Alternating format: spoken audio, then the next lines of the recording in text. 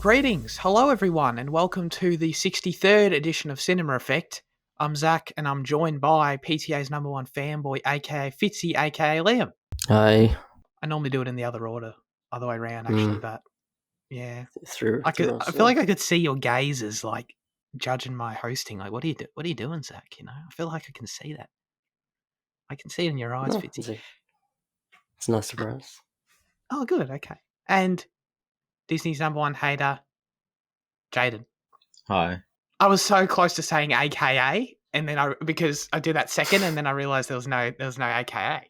Unless you want me to go, we can make it a thing. AKA Sir Traj. Remember that one? No, definitely not. Definitely. Do you want me to cut that out? Yes. All right, ladies and gentlemen, this is Cinema Effect, the podcast where we review and talk about a different movie every single Monday. And this week, that movie is Gone Girl, which opened in the US on October 3rd, 2014. It was directed by David Fincher. His first appearance on the show? Yes? No, Meg. No? You're totally right. Never mind. Now, but he's a friend of the show now, so there you go. It is a mystery drama, and the synopsis reads, with his wife's disappearance having become the focus of an intense media circus, a man sees the spotlight turned on him when it's suspected that he may not be innocent. I normally jump to the person who hasn't seen it first, but I'll mix it up a bit. I want to know, Fitzy, on your rewatch, how do you feel about Gone Girl? I feel like you should go to Jaden first because I feel like I might differ, but I don't know. Yeah. Okay. No, all right. Well, I'll take your suggestion there. So, Jaden, what did you think of Gone Girl? First time watching. Well, off the bat, I'll say I knew the twist of, her staging it. It's such a popular movie that it's kind of impossible to not know because it's been spoofed or quoted or spoken about everywhere. So, I knew that part of the story, but I wasn't expecting that part of the story to come in so early in the film. I thought that'd be like a last half hour type twist, but then it's like, hour in, and then I really like the way that they then toy around with it. No, I quite enjoyed it. It's kind of got all the trappings of classic Fincher, but with a modern lens, I think it was long though, but it's one of those cases again where it's long, but you don't know what to cut. For me personally, it's like, I don't know, there's definitely moments where like my interest was waning, so I think there's definitely issues to be had. I hear that. Well, I'll go next then. I think the movie's great. I enjoyed it a lot more than I thought I would on a rewatch. I was sort of I wouldn't say I was dreading watching it, but I was sort of like, yeah, I know this story. I know it. I know what happens. So I'm like, I don't know how much I can get out of this time, but I was surprised. Thematically, the story sort of baffles me a little bit, to be honest, in a good way though. I'm sort of a bit confounded by it, confounded, confused, puzzled by it. But it's cool, and I think there's something to sort of, it does something in its exploration of marriage that, maybe at some point in my life I'll be able to unlock, an understanding of, if that makes sense. Because I think there's something else to it than other than just spoilers. Amy is totally sadistic. But even if I'm wrong about that, I mean, even if it is just on that level, the movie's still enjoyable as that as well. So I can't really complain. All right, Fitzy, hit us, scare us. No, I mean, it's pretty much just what you talked about there. I think the film is great on a technical level. David Fincher, Rosamund Pike are all really fantastic, and the music is really, thrilling. I think the mystery is thrilling. It's just, there's so many themes and ideas and things this movie's trying to say that I have no idea what it's actually going for at the end. And especially in the last 20 minutes, I have no idea what to make of the whole thing. And I kind of feel like this as a novel, which was, adapted from a novel, I think maybe it would work more with like, interior, like space for all that like thought and just, I don't know, extra space to just kind of meld all these kind of themes together of like, I don't know, like perception, like, and the media and like marriage and all these different kind of things that I don't think like I don't know what the end message is of this film, and not like that. And film doesn't have to have an end message, but this is feels like the it's kind of trying to film have that is trying to have an end message, that is trying to like come together to tell you something. And like, I still don't know what to make of this after watching it twice, and I watch videos on it and trying to kind of think about it. I still am a bit confuzzled, as you said, Zach. So yeah. I feel that. So, I was so excited to ask you, Jaden. Like, did you think it was him? Did you think, did you fall for it? I think even had I not known that, I don't think I would have, because I think like the openings, like it is staged to a degree that I think even the audience can recognize, one flip table, and then and I never once thought that it was him. I mean, like, it's impossible for me to think that because of my background knowledge, but I don't think I would have thought it was him. Sure, yeah. I think, to your point, they reveal that what is actually happening very early in the movie, like even earlier than I remembered, and I knew there was a lot after that still, and that surprised me. I don't know if I like that. But because the first time I watched it, and yeah, actually, maybe it benefited this watching more than the first. But first time I watched it, I had no idea. I had no idea what was happening, and I think the movie does quite a good job at leaving enough hints either which way, especially through obviously the framing of Amy's diary, and some of the insights that you get through that, which of course ends up being totally bullshit, or at least you'd assume. All the later shit she wrote was buried in like layers of lies. But could it not all be? No, because she said that she had to start off with the truth to make it believable. Oh, yeah, right. And I guess there's no point to lie about like how they meant shit. I guess that's fair. Yeah, but so that is a framing device. Like, first time I watched it, like I have no real reason, presentation wise, to distrust that. Like when he, he pushes her, and he seems to sort of have a bit of a. He's presented as, or how I guess how she sees him. I don't know, like lazy and shit, and not that makes you a murderer. He's a gamer, dude. Dude, no, I'm not gonna lie. Like hey, I'm taking the Fox News route. He was playing Call of Duty. I'm like, dude, he did it. He freaking did it. Battlefield 3. There you go. He did it. He was playing an FPS. Oh my god, you called me out. You called me out on the game. I don't like that, Jack.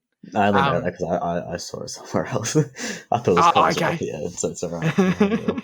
But and I actually think one of the most enjoyable things about, not to jump into the performances too quick, but one of the most enjoyable parts of that first act where you don't know what's happening is trying to read into Ben Affleck's performance, because Nick acts weird, like he doesn't seem that bothered by it, like really, he sort of, the police are suspicious that he's putting on an act, and as the audience member, I'm sort of in that boat too a little bit at first. Like there's that moment when he and this actually interestingly plays into the whole media idea. Like obviously, when the woman takes the selfie with him and he's smiling and shit, like all that kind of shit. But there's that moment I really like when he walks into the I think the first day at the community town place where they're all going to help look for Amy and shit, and he goes and walks over and like helps the old man with his donuts, and it's like, that is the most suspicious thing ever to me. It's like, what, you just want to, it's like the detective said, you just want to look nice. You just want to look like you're a great guy. But I guess that was genuine. Like he comments on that though, because like someone asked, like, why are you smiling in these pictures and why are you acting like this when you should be distressed? And he goes, that's the way that his mum taught him to, always be a gentleman or some shit. Right. Yeah. That's like the perception. So like that's So like that's what he's just trying to do. He's just trying to live like that, and I guess that's kind of what. Exactly, and that's what's interesting about it, is that given the nature of the thriller of like what's going on, like we're sort of reading into all that. And I think Ben Affleck's really good in those moments of just sort of being confused, and like him at the press conference when he sort of just sort of mumbles everything, and he sort of looks like he doesn't give a shit. But well, it's actually like I think it's when I think the lawyer says this. It's like, anyone in this situation, it's the most abnormal situation ever, that you can't expect anyone to behave how you think they will if your wife actually goes missing. You know what I mean? So I guess that's just it.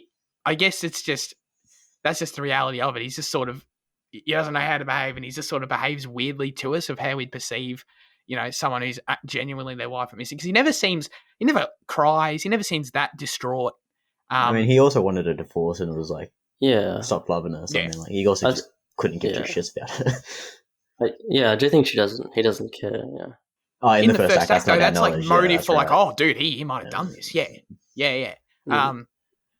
But yeah, it's sort of obviously as the full picture reveals itself pretty quick. But yeah, man, I liked all that stuff. He didn't push her, I presume. Well, no, I mean, I believe. This is the interesting thing about the movie. I believe the push. Oh yeah, I believe that. Would you? Yeah. Interesting. I thought that was real. Okay, so I didn't. I like this, just because I could be wrong. I could be misremembering. In the moment where she like reveals her motives, like there's that extended scene where she's monologuing it and she's like telling everyone why she thinks her husband's terrible and stuff. I don't believe she ever actually mentions because like she was genuinely afraid of him physically. She mentions that he's lazy. She mentions that that she sucks, like, he uses her for all her assets and money, that he's cheating on her rather. She does say that she's afraid of him, like the whole she's afraid he might kill him. That was a line in the diary. No, but that was like part of her fake entries. That's bullshit though, in the diary. Oh, okay.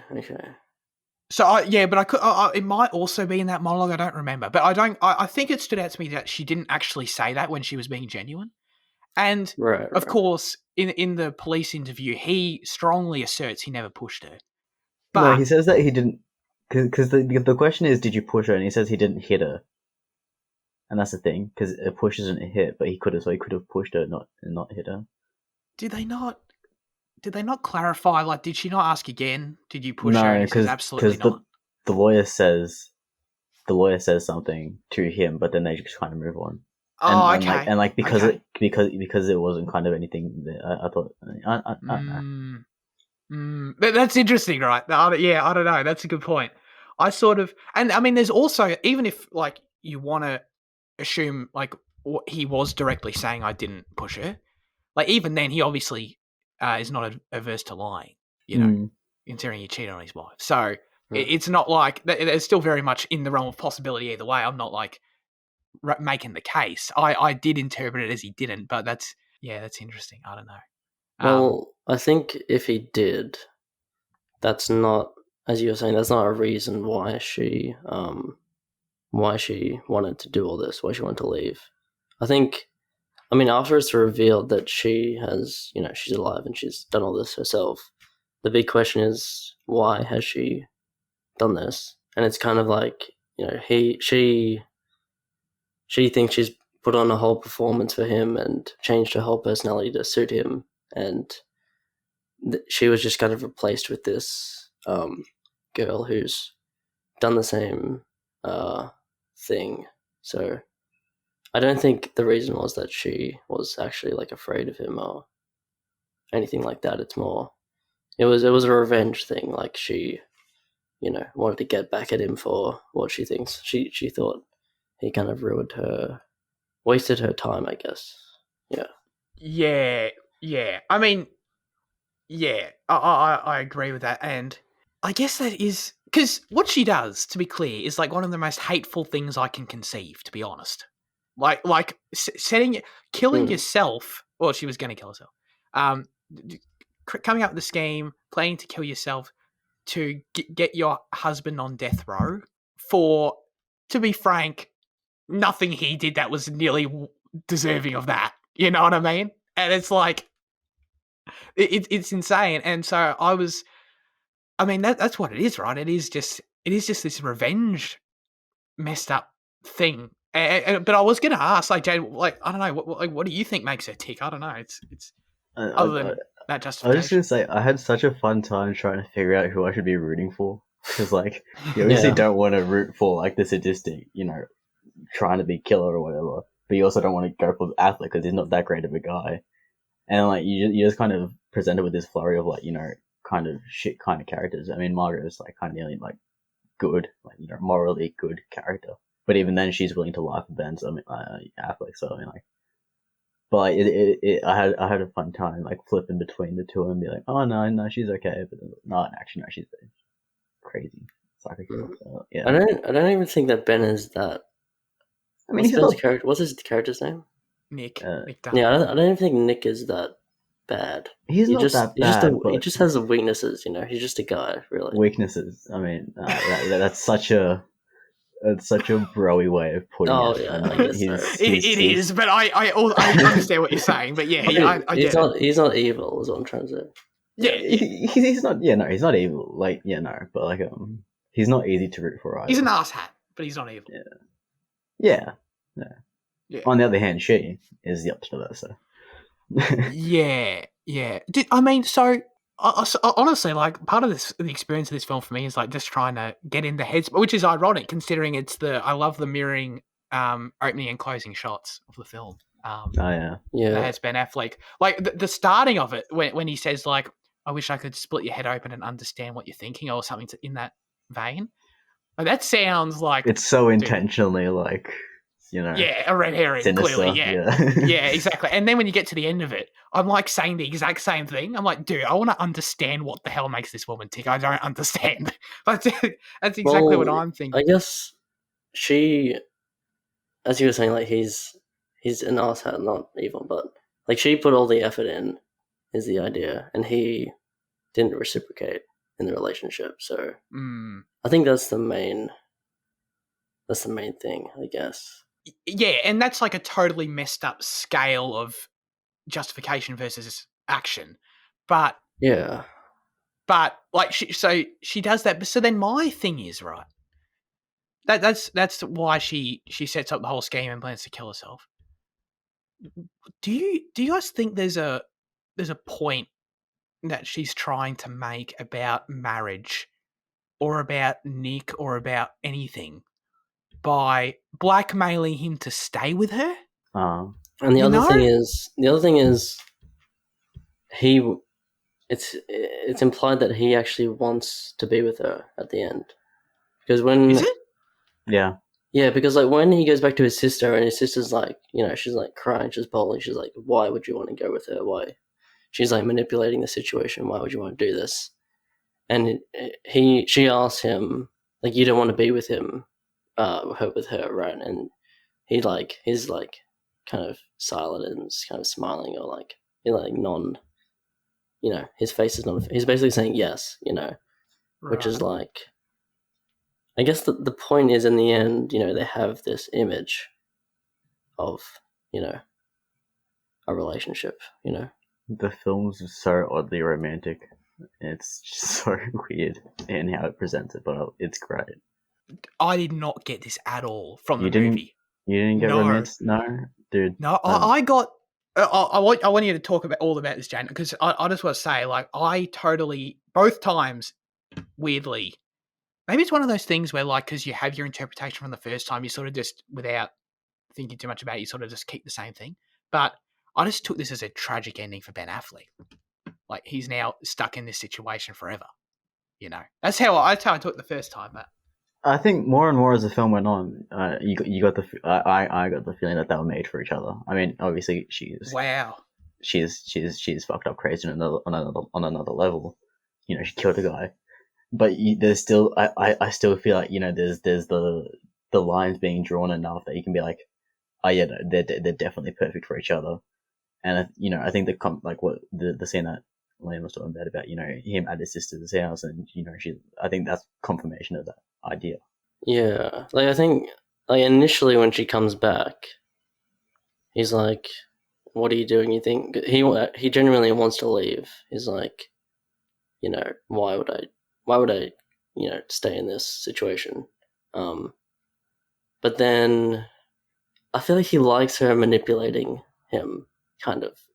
I think I think that's why I don't that's know. why it's oddly romantic because like usually in the romance films you're marrying them for themselves, but in this film they make such a point of you marry them for the image they put on, and then she's Yeah, like, yeah, yeah. and then they both stop loving each other because they stop putting on that image, and then throughout the case of these events, throughout the duration of these events, they put these images on again and they fall back in love with those images. Yeah, because when he's giving the interview and she's watching him on the TV, she's shocked that he's putting in the effort to be this good husband, and even if he doesn't believe it himself, because when she gets back to the house, he's like, "Oh, I was just putting on this.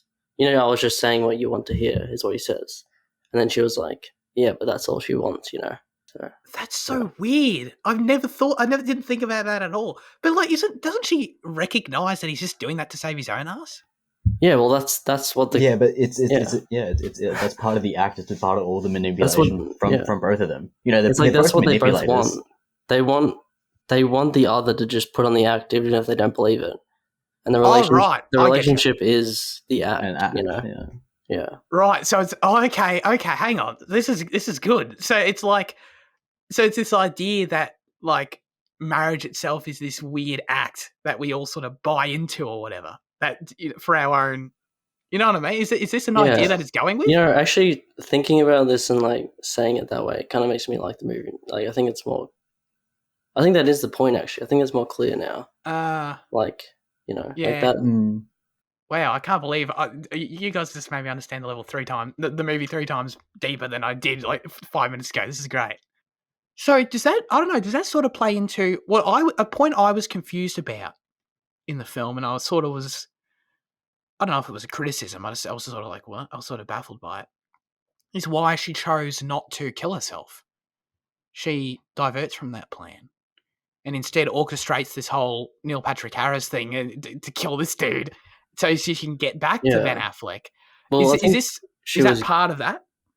I think she was going to, but then again, when she saw the TV interview, no, you can see on her face that she's like shocked. It was before the TV interview because like she chose to not kill herself at the caravan park. Yeah, that's right. She takes it off the calendar, right? And so like, doesn't she delay it though? I thought she just delays it. I don't know. No, I think she just takes it, and like I think she got a sense of living. I didn't quite understand why she took it off either. But then again, it felt like a flawed part of the plan. Like there was no need for her to do that in the first place. So I don't know. That's a good point too.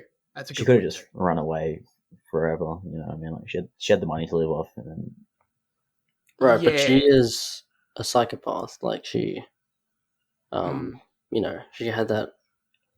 She like falsely accused a guy of like assault. I'm pretty sure there was like that guy in the bar. Yeah, and she's obviously doing all this, so she's like, she wants to go the full mile. I got so excited when like Patrick Harris and her like when they were sharing scenes, and I was like, because it was so obvious like he was trying to manipulate her as well, and I was like, who's going to be the better manipulator in the scene? It's like he's like trying to control her. Yeah, who's going to break out their trap card and turn it sideways and open the gates to hell or whatever Yu-Gi-Oh does? I was like, this is fifth tier mind games here. Yeah.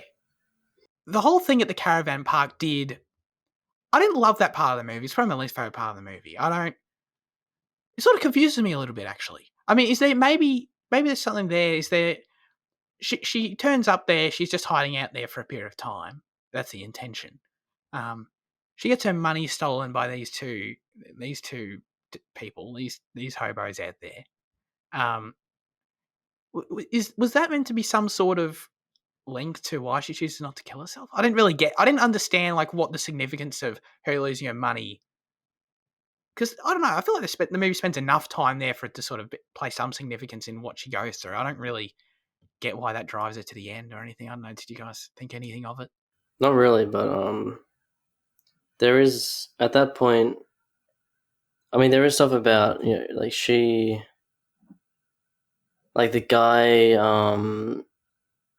like it's her plan to steal the money, the woman's plan, and Rosamund Pike is like to the Amy's like to the girl. She's like, I don't know. There's something there. I don't know. Like I don't know. Yeah. Yeah, right. I didn't. Yeah, that is quite deliberate, actually. but I don't know what it is either. There was that moment I quite liked actually, which I mean, there's not much to read into really, but when she was watching the TV with that other girl, and she like the other girl didn't see Amy as like the victim exactly, and she got all pissed at that and spat in her drink. I thought that was like a cool, like, I don't know, like messed up psycho sort of moment. It's like, well, you don't see me as the victim here, you know? Like, I don't know. I feel like a psychopath would sort of have that mindset. It's weird. All right. Well, anyway, we talked about it sort of plenty, but I mean, like Rosamund Pike, like, give her all the awards, right? You know what I mean? Yeah. She's scared the shit out of me. She's a creep, She's a creep.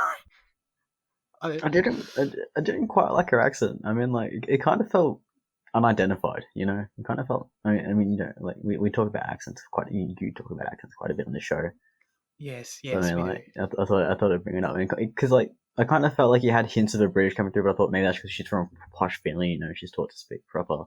But then, like, even in talking about like identifying a regional accent, we're told she's born and bred in New York, but there's never. I didn't feel like there was that kind of inflection that you typically hear. No, then definitely. again, I'm just basing this on stereotypes I've seen in film, so maybe they don't speak like that. But it's like, yeah, no. In terms of accent, she kind of felt misplaced. I hear that. I'll give her credit. I had no idea she was British. So I mean, at the end of the day, I think if I'm judging if an accent's good, I think I can't really fault her if I thought that. But I hear that's a good point actually. Like it does seem like an accent that's just American. It doesn't feel like it's anything more specific than that, especially when they come from New York. That's a good point. She's I don't know, she's great. She totally surprised me. Because I've only ever seen her in like smaller films, and seeing her like lead this movie totally surprised me. When she's like, especially towards the end and stuff, like when she's like serving crepes in the morning, like what would that was like? It was such a small little thing. It was such a small moment, but I'm like, you creep me out. Oh, actually, better the moment when she when the first night they're back in their house together, and she's like she entices Ben Affleck to come and sleep in the bed next to her. She's like, "Oh, you come and sleep here," or she say, "Oh yeah, we can have a baby if you want." Like, come and sit here. I'm like, I'll walk backwards slowly. And I love that Ben Affleck then went in. Oh, Nick, sorry. Then went and like locked himself in a room in the house. That's exactly what I would do. I'm not messing with this, and that's even more the level of confinement he's in at that point. Because he can't leave. The media's outside his house. Yeah, but that's still like it is initially. He's like, yeah, he comes to like it. I think her being back in the image of a relationship and all that. Do you think part of that is, I don't know, like does the media play part in that? Does he like the attention? Like is that part of the interpretation you have? No, I think he hates the media to the nth degree. I think he really hates it all. I think it's not the attention. I think it's like it's the perception of others, and I think the media is included in that. Like he wants a good perception and a good, a perception of a good marriage. It's like they're reunited, and then like they do the interview, so. I don't know. He just wants like people to think everything's okay. It's all good. We're like this nice couple now. I'm having a baby. Right. I think. I don't know. Well, that's sort of they're both putting on that act together. Yeah. When they did the tests for her pregnancy, I mean, like she used some other woman's pee to prove that she was pregnant, but I mean, like surely they'd be able to identify that it wasn't her pee, right? I mean, like, I don't know. Does I don't know. Yeah, I don't know how that works. Yeah, do they just identify? Oh, it's any pee that is, and the pee is. Indicates, well, don't people use pee for like some people pay money if they're on like drug tests? They pay money to other people to like pee for them. Yeah, it's a great point. So I guess it can't distinguish. Yeah. Interesting. But I think she's actually getting pregnant by the end, isn't she? At the end, she is, but like throughout the entire like murder case thing, she was pregnant. Yeah. I interpreted that as being Neil Patrick Harris's baby. Am I totally wrong? No, I think it is. Oh, okay. Oh, really? Okay. I didn't even Because think of it. that's the way I saw it, because I believe, like, still keeping consistent with the idea that Ben Affleck's is sort of weirdly likes this by the end. The moment, I think, when they're in their dressing room, in their cupboard there, and he chokes her, I think he's very much aggressive at that point, genuinely, and that's when she reveals that she's pregnant. You know, And that's he says, I haven't touched you in the 5 Oh. weeks you've been here or whatever. And Right. then like even like I'm pretty sure his sister says I'm pretty sure she's like, it's not, what if it's not yours or whatever, and he's like, it is mine. But I think he knows it's not his, but I think he wants it to be his, so he's like, it is mine. Yeah, That it is that's now. Right, perception. Yeah. That's messed up, dude. Shout out to the screenplay in general. I noticed that it was the author of the book wrote the screenplay too. Yeah. She does a great job adapting screenplays from books, unlike other people. Unlike other authors, or do you mean just JK. Oh, right. Well, I mean, JK wasn't adapting books in those. I mean, days. I mean, Fantastic Beasts is, it's a book. She adapted it, but I mean, like, just those stories aren't books, though. Yeah, fair. But I don't want to do that to you necessarily, because if the point you're trying to make is JK can't really write a screenplay, then I'm agreeing with you. That was more the point. Yeah.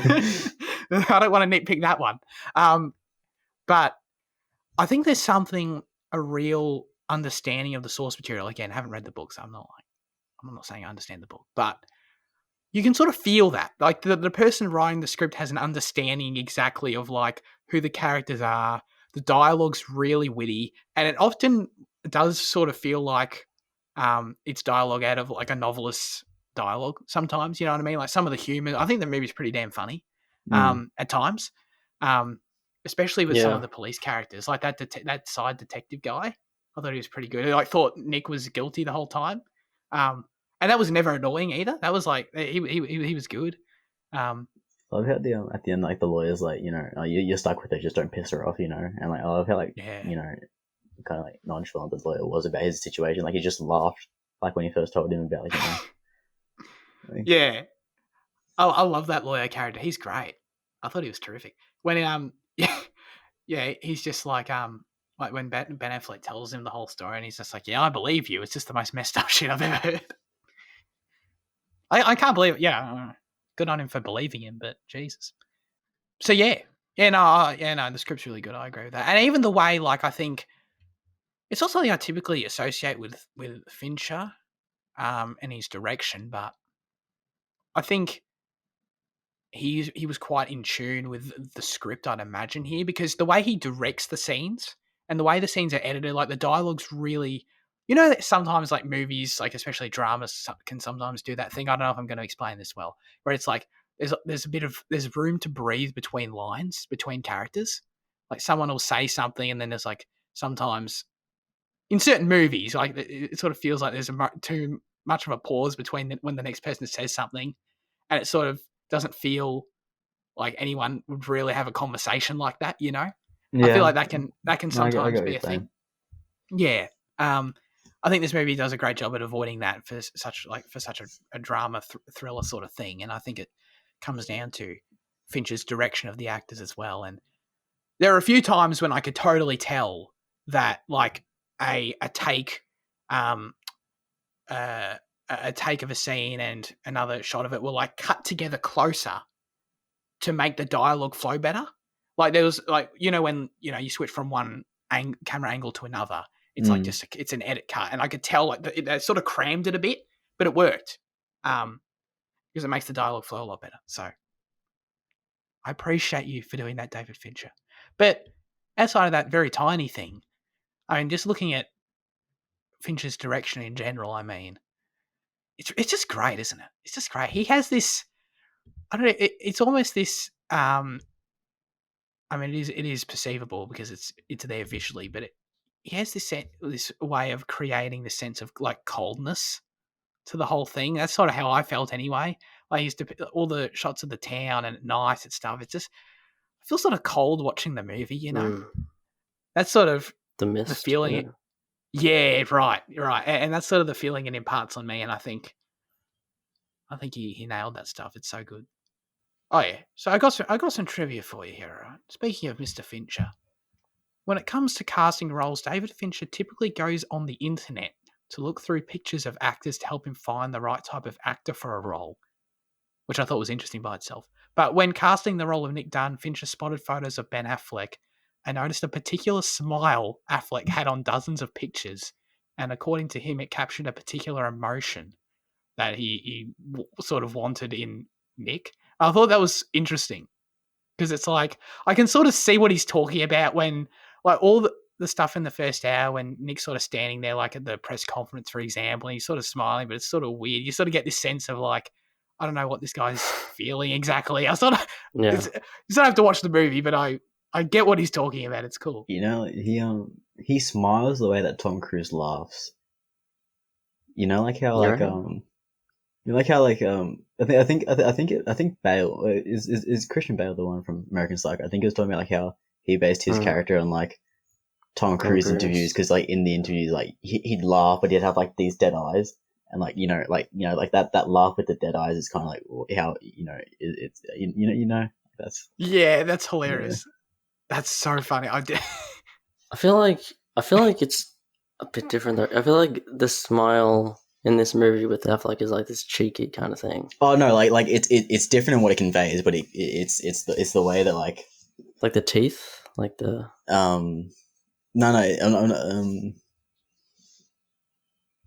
it's not that they convey the same thing at all. It's just that it's these identifiable things that like people use to cast or like direct off.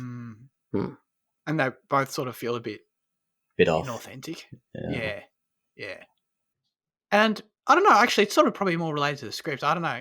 I really liked all the characters in the movie. I liked the lawyer. I mean, Margot's cool. I really liked the detective as well. I like how they're all buddies at the end. That was cool. I like because like she's obviously spends the whole time sort of on Ben Affleck's case, and then at the end when they're all just sitting around the bar and they're all on the same page exactly, and she fully believes him. I'm like, and they're all just I don't know, they're all really likable, and I just put it down to the script here. Do you guys have a favorite character at all? And why is it the lawyer? Or do you like the TV interviewer chick, the host? She's so horrible. She's the worst. Absolutely. God, like nothing reinforces your hate for journalism and like mass media than movies do. Like they have such a brilliant way of making them seem like such a nuisance and just such a shit show. Like Yep, you're not wrong. It's like watching a current affair put on film. Oh yeah, 100%. Oh, and actually, another thing I thought was interesting, I only spotted this time. Do you guys read into at all the film, like, choosing to consistently, I would say, bring up this idea of, like, the homeless and crime rate in the town? I only picked up on this time, and I thought it was really weird, actually. Like, the movie multiple times sort of goes out of its way to highlight the fact that, like, Ben Affleck makes a comment like, "Oh, so what are you wasting your time on me for? Have you seen the homeless, the homeless issue in this place?" And there's multiple transitional shots between scenes where, like, just randomly people getting arrested on the street, like, very briefly. And, of course, the most significant one is when they go to the abandoned mall to progress the plot and find where Amy bought the gun, which, of course, makes sense that she'd do that at a place like that. But you see, the choice of having everyone in there also homeless camped down in the shopping mall as that happens is very deliberate. I don't know exactly what the idea of that is. Maybe it's just something present in the book. I thought it was interesting. I know. Did you guys have that observation? Did you think anything of it? No, not really. There is this one interaction in the police station. The one that you were talking about. I mean, where he's like, what about the homeless problem? And he's like, and the detective guy is like, oh yeah, that's something we're looking into. He's like, right. He doesn't care, but I don't know what to make of that. I guess that's just a little one interaction. The only thing I could think of is that it could play into. I don't think it's like the point of the movie or anything. I think it's just a weird little side inclusion. I think it might play into the commentary on media, sort of, and how media spotlights, all these larger, I don't know, dramas or issues, concerning something like Amy's disappearance and her return, and covering it like crazy, and staying at the front of their house and ignoring the real issues in the town. I think that's sort of the only thing I could think of, and that would make sense, I guess. Like there's this one person, and the whole media storm happens really quickly as well, like within 24 hours, and the police. So I mean, they even stay there for weeks afterwards when it's done. Yeah, exactly. That's how much attention they give to it. Yeah, and I mean, you could say the same for the police too. Like, not weeks afterwards for that, but exactly like you said, Fitzy, that comment the detective made is obviously very snide. So yeah, well, the police are investigating it the next morning as well. So yeah. Oh no, that's interesting. I just picked up on that. I definitely did not notice that at all the first time. What I will give you is some trivia here. David Fincher's musical brief to the composers was based upon a visit he paid to a spa, wherein the music meant to relax him he perceived as creepy and made him feel uncomfortable. This gave him the idea to set the music as though it is passive and relaxing, but actually instills a sense of dread. I think that was great. They really mastered that. I love like the demented sounds that they conjured up. It was yeah, I really liked it. Yeah, I love the score too, and it really comes to a head when she slashes Neil Patrick Harris's throat, and it just goes. They just go all in on it. It's like, oh, we're not trying to be subtle now in this moment. That was dark, dude. She just got herself caked in blood. I don't know if personally, I guess the blood does like help the act when she's found, but I was like, I don't know if I think I would have waited a second, and not caked myself in blood like that, because that's pretty horrible. But I mean, she's messed up, so maybe she enjoyed that. I don't know. You see the thing in the trivia about like, I'm not sure if she was just exaggerating when she said it, but like she said like that in that scene at the end where like Ben Affleck slams her into the wall, they had to do like 18 takes or something like that, and like she like that had to eventually stop because she was at risk of concussion or some shit because it was just that rough. Oh Jesus, really? Yeah. Oh, I didn't see that. Damn. Oh yeah, I think that's one situation where Fincher's multiple takes on all these takes probably isn't ideal. Yeah. Do it again. Harder, oh my god. Yeah, harder, faster, more intense. Pick her up next time and just proper like shove her over. Oh my god. Jesus. I mean, Fincher sort of did go on a bit of a drought of films. Oh, I guess, no, there was Mindhunter is the main thing, because I know he was sort of pumping out a film every 2 years or so for a bit, and then he went all the way from Gone Girl to Mank. A significant period of time. But he did direct 7 episodes of Mindhunter in between, so that's quite a yeah, he also produced For Love, Death and Robots as well. So he had that going on. And he does... Didn't he have another like small input on another TV project? I think we did like one. He directed he was involved in House of Cards. Yeah, he was really big involved in that. Yeah. So he kept himself busy.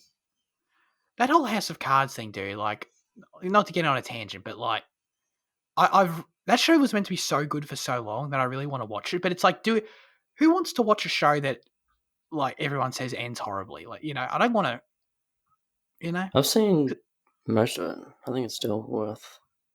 But once they get rid of Spacey, isn't that like when the problems start? Yeah, well, yeah. The last season is not. Apparently, last season, it was bad because Spacey just up and left. So, or he didn't leave. Yeah. He didn't up and leave. He didn't up and left. He got kicked off. Yeah.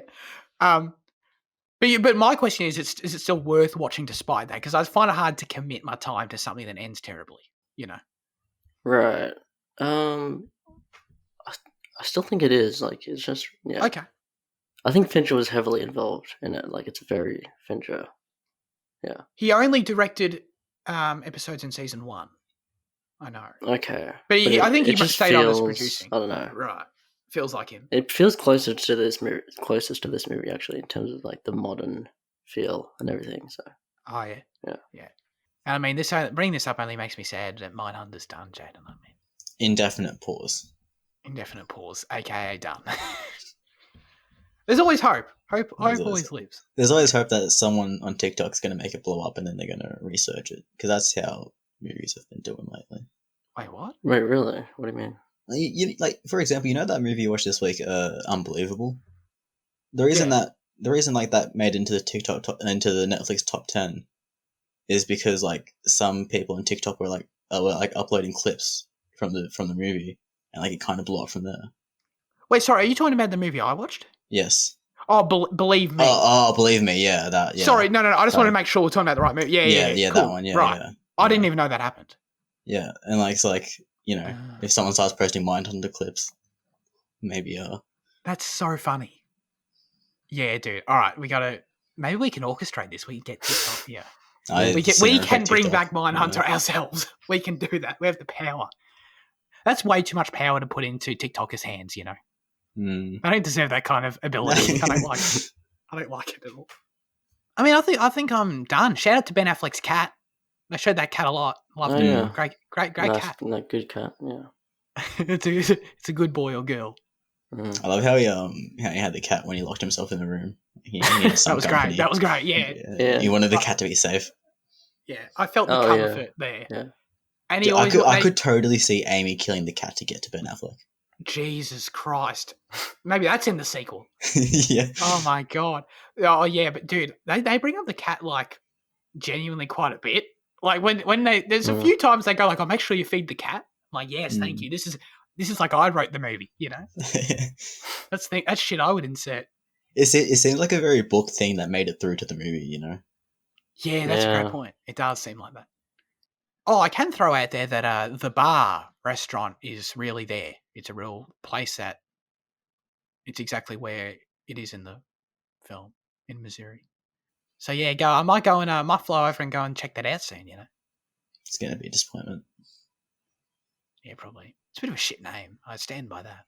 They say it in the movie, it's true. All right, Jaden, Gone Girl, final verdict. Yeah, it's an interesting case where like I have a lot of fun discussing it and I have a lot of fun with the characters, but like it's like I said at the start, like my interest was just like in the movie just faltered at like multiple parts, and it's like I think it keeps it at an 8. Although like I think I might talk about it more as a 9, but I think it's an 8. Yeah, I'm gonna leave it with an 8 too. I think it's a really great movie. I recommend everyone watch it. We didn't actually really talk about it is a bit long, right? Like a little bit. Yeah. Like, I think that mainly, honestly, I think it's well paced. It's not a huge hang up for me at all, but I think maybe for me that sort of falls into when she's at the caravan park. I feel like we're sort of spinning our wheels a little bit there. But that's a nitpick. I think it's really great, and this conversation might be, you know, like top 5 conversations in terms of how much it expands my knowledge of the movie. I did not think about some of those thematic ideas, and I feel like we sort of collectively understand the movie a bit better, which is great. Yeah. But anyway, Fitzy.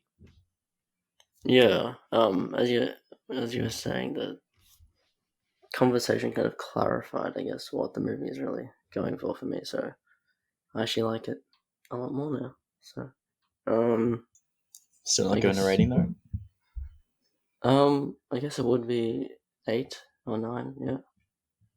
So yeah. Oh, do you not want to give a rating? I don't mind giving ratings. I'm just not giving ratings. You know. You see, so you don't give you said 8 or 9. You're not giving an exact rating. Yeah. Well, I don't know. Why don't you? While you figure this out, why don't we bring back an altered version of the Fitzy criteria, where you just like, for the sake of, because I understand you don't want to get like that specific, you don't want to get drummed down in the numbers. If you just want to like, for now, have a scale of thumbs up, thumbs middle, thumbs down. Do you want to do that? It's a thumbs up. How about that? Cool. There you go. I like it.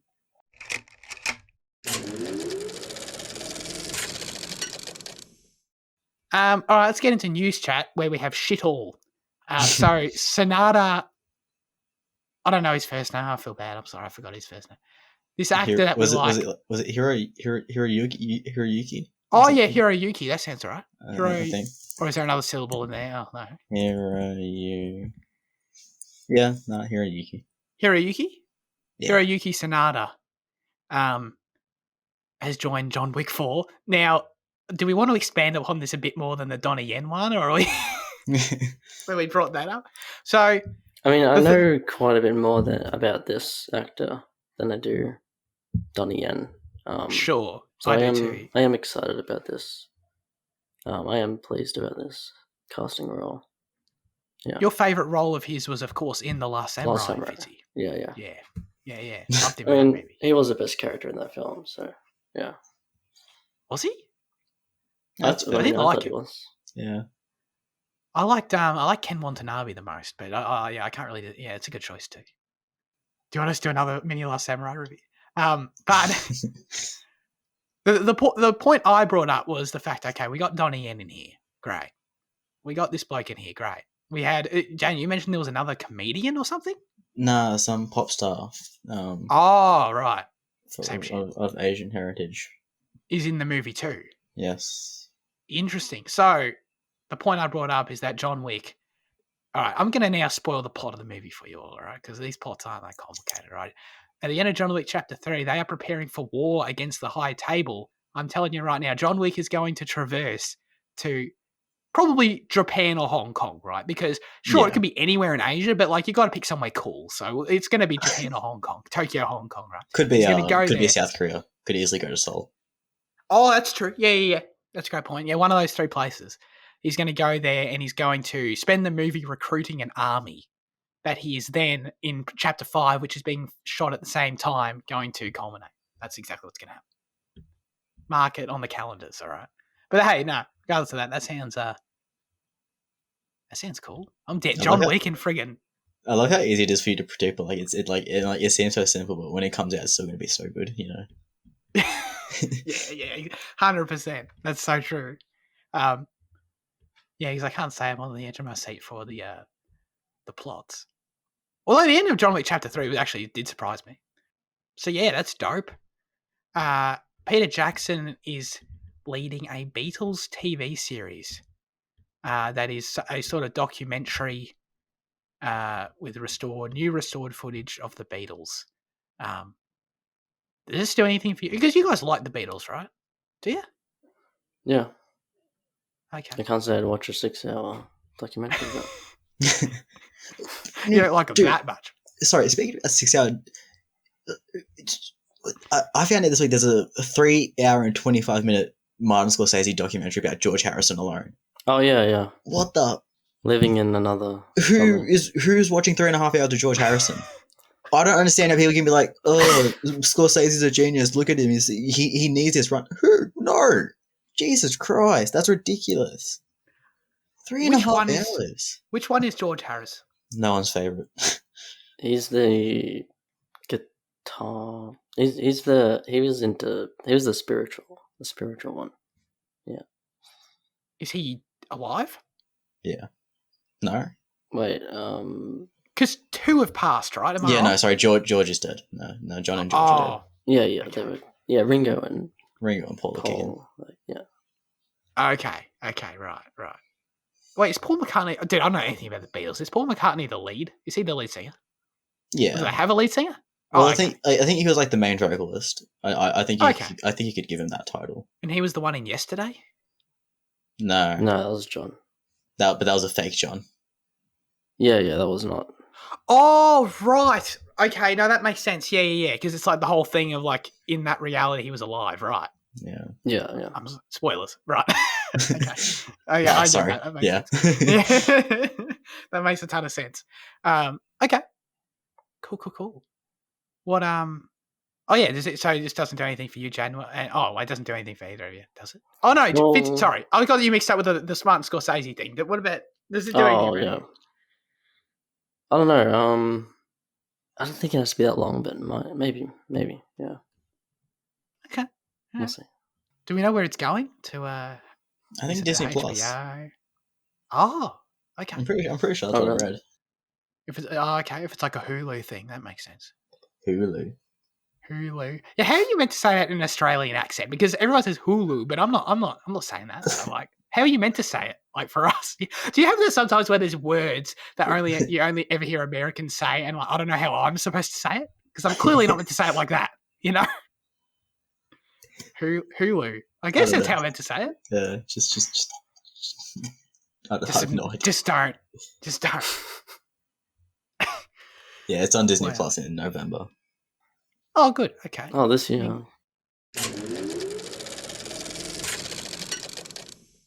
Now it's time for our highlights of the week. Fitzy, what have you been watching? Oh, sorry. The Killing by Stanley Kubrick. It's his neo-noir, non-linear heist movie. It's actually it was the main inspiration for Reservoir Dogs, which is pretty cool. It's really great. It's this sharp, quick heist movie. A bunch of guys want to rob a race, like a horse racing track. And the non-linear part just kind of like goes over each person's part in the robbery, just like the logistics. And the fucking the ending is so hilarious. The last, I've never seen a movie I've never seen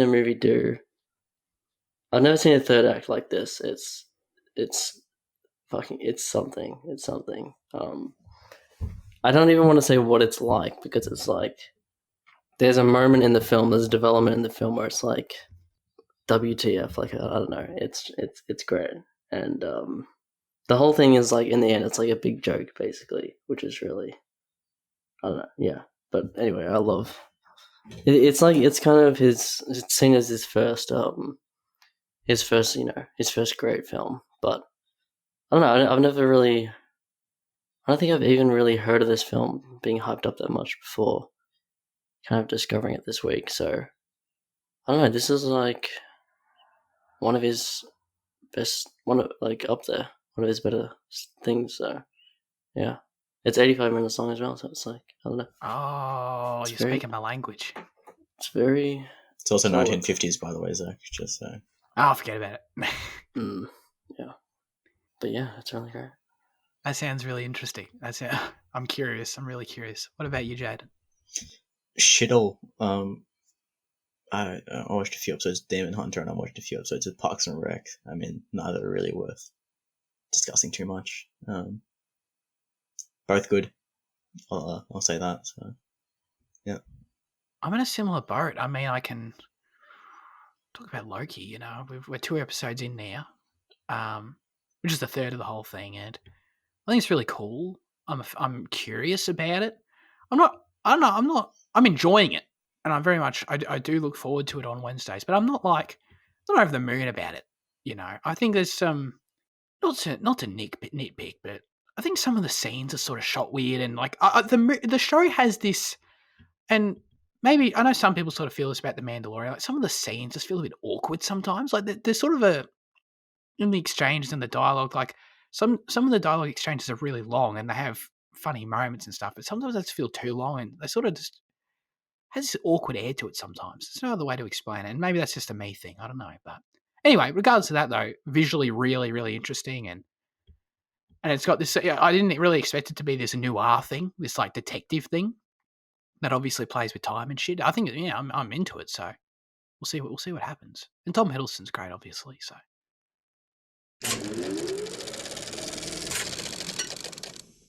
All right. Well, this is a bloody short after review section of the show here. As always, now we hand the show over to you with our question of the show. Last week we asked you, what is your favourite short film? Luke said, my favourite short film is Bow, and you can all suck it. It's great and charming. I think that's why I got shadow banned, because he told us to suck it. That's a great point. I think that might be it. Oh, actually, okay. But then, I don't know, still it doesn't really explain why sorting by newest first in the YouTube comments allows you to see it. Yeah. You know? Yeah. It's weird. Anyway, yeah, because Luke's comment was hidden for some reason. I had to dig to find it. So anyway, I guess saying "suck it," Google takes great offense to "suck it." Apparently. But anyway, he says, "Bow, bring on the haters." He says, "Fitzy, you're a bit of a Bow hater, aren't you?" I don't hate it. I do hate it. No, I'm pretty sure you gave like a 1 star on Letterboxd and like wrote a rant about it. Yeah. I mean, I don't hate if you like it. I'll say that. You're allowed to like it. That's great. Thank you. Oh God. It is disturbing. Yeah, I think that can't really be can't be argued. It's disturbing. Yeah. Pixar, very disturbing shit you've made there for sure. Reflected Bot wrote in and said, "Nice podcast. I didn't know you did new release films as well." We do. We do any film. If you didn't know, we do whatever film we want. So if we have the ability to watch it, it's up for grabs. It's available to us. We will consider it. A Quiet Place Part 2 was very good, but it should have been a bit longer, in my opinion. I mean, I understand that. We talked about that. You felt that way, Fitzy. I was sort of more on the side that, less is more, but I understand that. My favourite short film is The Waiters, 1993. It's simple, but clever. The 16mm cinematography is neat AF. Recommended highly, guys. Do I sound like a cool kid saying AF? I don't think I've ever said AF in my life prior to this moment. Is that an Australian thing, AF, or is that just no? I think it's very Yankee. Oh, is it? Yeah, it feels very Yankee. Yeah, it does. It feels very, very Californian. All right. Thank you very much for writing in, Reflectable. We appreciate it.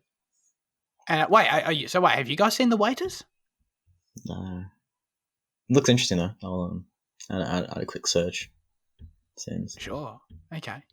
I feel like I was quite dismissive of short films, semi-jokingly last week, but I feel like there's some digging to do here for me. Andy says, "I would say Denis Villeneuve's Next Floor is one of my favourite short films. It's just about a bunch of well-dressed but hungry people having a banquet. There's so much crescendo going on every time they try to eat. This is a special short film for me because it has astounding production design, costumes, and food.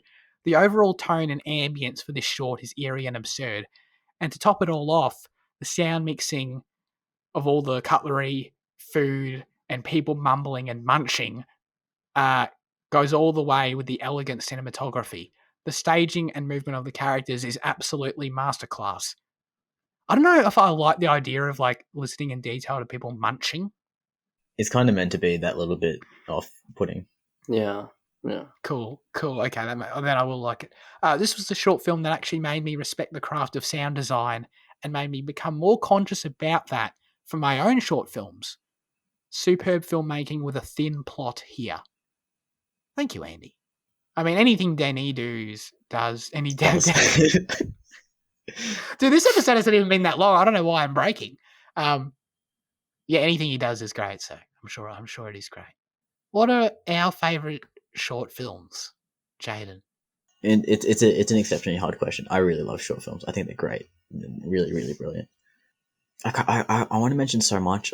I love, I've really talked about on the show Opal, which I watched last year from Jack Stauber. Talked about Axiom last week and Interstellar 555 by Daft Punk. But the two best short films that actually in the craft of short film is Wes Anderson's Castello Cavalcanti, which is just a 7-minute Prada ad, but the feelings it conjures up is so brilliant. It's so homely and family like. It's like the best ad you could have ever asked for from from this Italian fashion brand or whatever it is. It's I think what Wes Anderson did for them in that ad is superb. And the other one is this short film by Aaron Dunleavy, which is quite the opposite direction of in terms of mood, called The Truants. And it's one of the most devastating pieces I've ever watched. It's I still get goosebumps just talking. It's exceptional. It's about it's about the dangers of, not the dangers, but it's about the harm that can come with kids, growing up in industrial environments and the dulling of their senses and that stuff. It just tracks these two kids throughout a day of them skipping school, and it's just really, really, really brilliant. I can't sing praises for that film enough, and I love this guy's shorts. Aaron Dunleavy, but like I wish he put out more. You know, it's I'd really implore everyone to go watch The Truants. What's Intruants? Is that what you call it? The Truants. The Truants. Yeah. Okay. Truancy is like a word for like skipping school or like being late. Oh, okay. I've never heard that word in my life. Okay, I'll add that in a second. But I learned from last week. I'm not going to try and add it as I do the show. Fitzy, what is yours? This is the only short film that I've actually bought. World of Tomorrow, which is from Don Hertzfeldt. He's this animator. Also, really love his other short that's on YouTube. Like It's Such a Beautiful Day. Or there's like 3 short films that combine to make this one animated film. Everything Will Be Okay is the name of the first one. But yeah, World of Tomorrow is just this. It's a animated, just really unique animated style, where the voiceover is just different things that I think just are from like his daughter that his daughter says, and he's like put it into like this weird narrative film about like cloning and like I don't know. It's just this crazy kind of story about I don't know.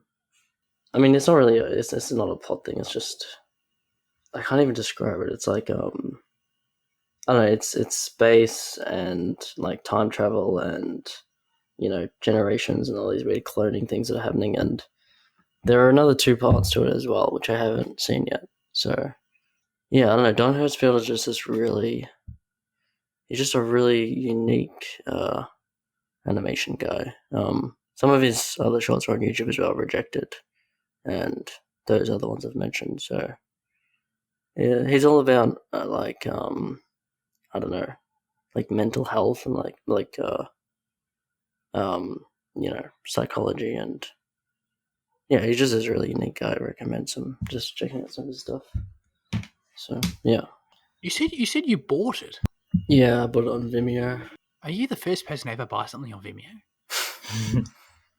Yeah, I'm his one supporter.